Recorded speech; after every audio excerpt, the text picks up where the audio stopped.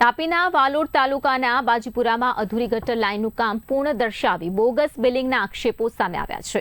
એક જ સ્થળે ડુપ્લિકેશન કામો દર્શાવીને સરકારી નાણાંની ચૂકવણી કરવામાં આવી હોવાનો પણ આક્ષેપ છે। ત્યારે સમગ્ર મામલે તલાટીકમ મંત્રીએ તપાસ કરાવવા માટેની ખાતરી આપી છે। તો બીજી તરફ જવાબદારો સામે કાર્યવાહી ક્યારે થશે તેને લઈને સવાલો ઊભા થઈ રહ્યા છે।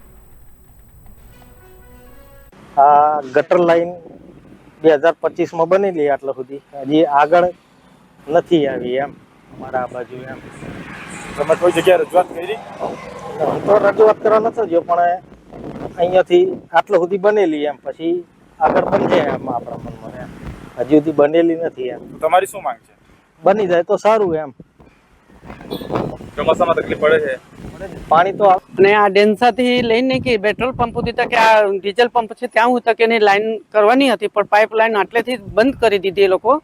અને અમે રજૂઆત બી કર્યું પણ એ લોકો કીધું કે અમારું પછી 2026માં આવશે ત્યારે હું કરું, પણ 2026 નીકળી ગયેલું છે। આ 2-4 મહિના રહી ગયેલા છે તોય હજુ કંઈ આવ્યું નથી।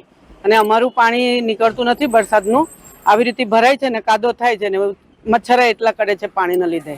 અને આ લોકોને કેટલી વાર રજૂઆત કરી છે અમારા ઘરવાળાને બધા, પણ કંઈ સમજતા નથી, એમ કરતા નથી। એવું તમારી શું માંગ છે? અમારી માંગ છે કે આ ગટર કરી દેવા પૂરી કરે।